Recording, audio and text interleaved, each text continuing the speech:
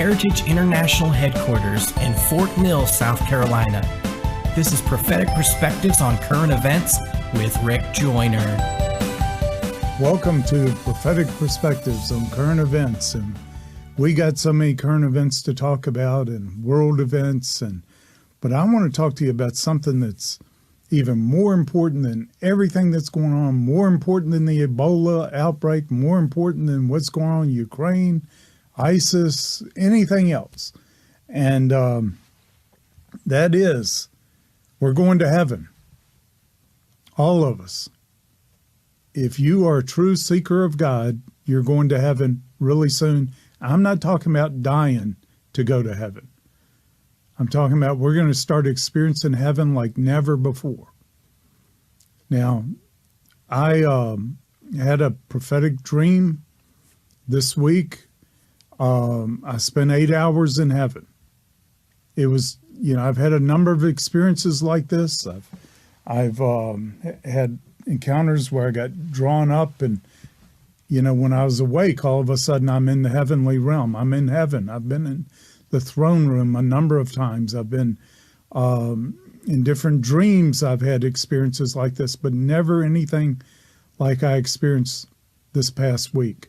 It was on a whole new level. And the Lord gave me the key. He gave me the key to eternal joy.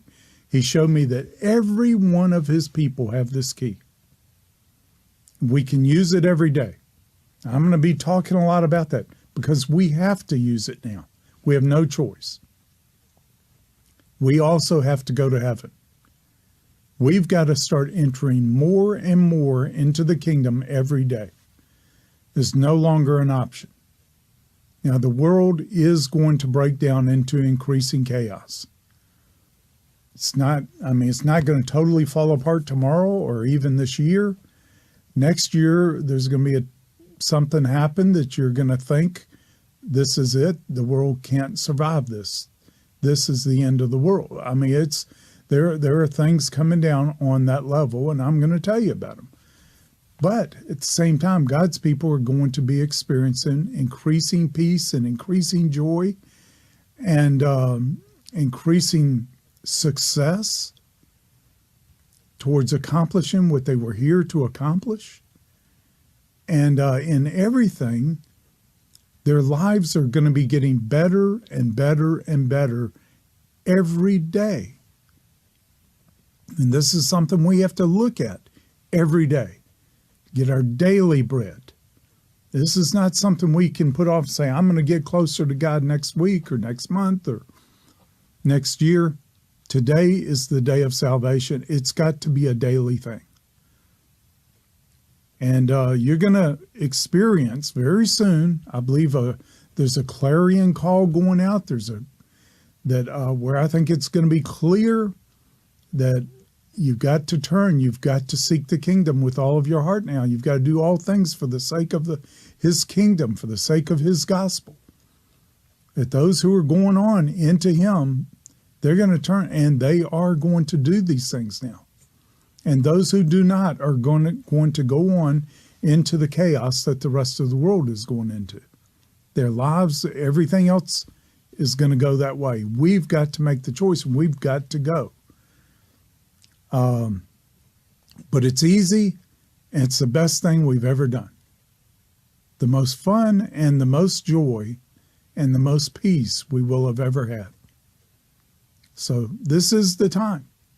This really is the time. Now, I don't know. I'm not setting a date. By this date, you better be doing this and that. But I feel like over this coming season, this fall season or harvest season, that kind of demarcation is being made among God's people all over the world. There's a call going out. We've got to seek first the kingdom now. We cannot delay any longer in messing around with the things of this world that have so distracted us. Now, it doesn't mean you've got to shut down your business, whatever. It could be a kingdom business. Hopefully it is. But if it's not, you'd be much better to shut it down right now and turn and pursue the Lord than to waste any time on what was not established on the kingdom, because it's going to shake and go away. Everything that can be shaken will be shaken. But the good news is we have a kingdom that cannot be shaken. And you're going to start seeing a dramatic difference in the lives of those who have built their lives on the kingdom and those who have not. Those who have built their lives on the kingdom, I don't care how much the world shakes, they're going to be solid as a rock. And you know what? They're going to be happy. They're going to be full of the joy of the Lord. Not joy at what's happening to other people, joy in the Lord. And, Enoch is an example of that. And I shared in my book, The Path, the encounter I had with Enoch. And I'd had a number of encounters with Elijah. Now, that's becoming common, with different people. Because the spirit of Elijah is coming upon the earth today to turn the hearts of the fathers back to the children, children to the fathers. He's preparing the way for the Lord again. The spirit of Elijah is coming to prepare the way for the Lord. But I was shown I was told by Elijah that he and Enoch had been kept alive so that they would not taste death, so that they could have a part in the purpose of this last day ministry, the ministry at the end of the age. And, I have no problem believing that. In this encounter that he told me I was supposed to meet Enoch because Enoch had an important message. And I think two of them together have maybe the biggest part of the message of the end times. But he said, you've got to meet Enoch. You've got to learn the message of Enoch. And so I was really looking forward to it. And then when I did, I didn't know what to expect Enoch. I didn't know, I just didn't know. And I was stunned by hearing he was the happiest man I've ever met. It was shocking he was so happy. And it wasn't giddy, it wasn't uncontrollable laughter or anything like that. He was profoundly full of joy. It was so contagious. I felt like maybe stayed with him forever. Oh, it was so wonderful just to be in his presence. He told me many important things in my life. It was great, all that he gave to me, but just being with him was the best part of all, just that encounter. And then right after that, I run into Elijah again. Immediately after I turn around, there's Elijah. He said, what'd you think? And my first response was, why aren't you as happy as he was? And you've been in heaven all this time. How can you not be as happy as Enoch? And that's when Elijah said to me one of the most challenging things I've had in the last few years, when he said, I should have been. I should be. He said, you don't understand, but you set in this life, your life on the earth, who you're going to be forever. Your capacities for joy, your capacity for love. Now, in heaven, all tears are going to be wiped away, all the bad's going to be gone, but our capacities are being set here. He said, Enoch lived during the darkest of times, even darker times than Elijah lived in. He said, but he didn't focus on the darkness. He just kept getting closer and closer and closer to God. He kept getting caught up in God. He said, I should have done the same thing. He said, I got so focused on the darkness, so depressed by the evil. The Lord had to even take him and give the rest of his job to Elisha to finish. And he said, you've got to learn that lesson of Enoch. And I researched, I don't know why I'd never thought about it before, but Enoch really did live in the darkest, most evil times ever upon the earth. And until these times we're now entering. He wasn't overcome by the darkness. He was overcome with God. He's consumed with God. And the joy of the Lord is your strength. We're going to need that joy for the strength to make it through what is coming. But the good thing is, not so much that we have to do it, but we get to do this. We get to do this. We get to do what Enoch did.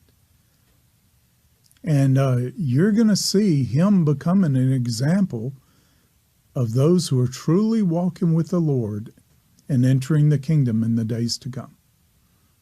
You're going to know them by their joy. You're going to know them, by their love, by their joy, they're going to radically different. God's people are going to be radically different.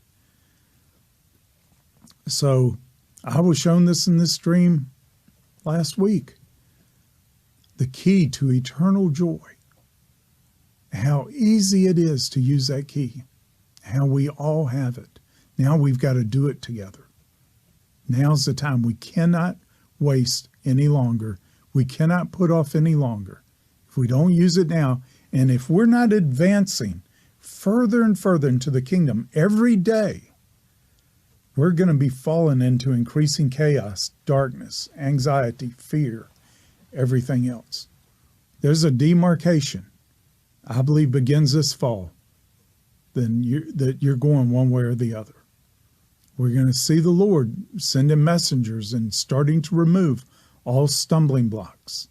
All of those who are promoting and marketing fear among his people, you're going to see them being removed. All those who are causing divisions, the fault finders, all these, you're going to see the Lord removing them. And one way I hope he removes them is by them repenting and not being those things anymore. But if they want to continue down those tracks, you'll see them being removed. So I don't know that it will all be done this fall, but it will begin this fall. You're going to see the beginning of these things. I share with you what the Lord showed me about the last wave of harvest coming, how it was going to come like a tsunami. But when a tsunami comes, before the wave comes, all the waters start receding and going out. And it looks like, many ways, Christianity is in wholesale retreat right now. Christians are in wholesale retreat. Never had more sin in the camp. Never had more lukewarmness and apathy in the camp. Guess what? That should be encouraging us. There's a tsunami coming. There's a massive wave building up out there. And the waters may recede a long ways, but it's coming back. It's coming back. And as the Lord told me when he showed me that, he said, don't follow the receding water. You get to the high ground as fast as you can. And he defined that as being seated with him in the heavenly places.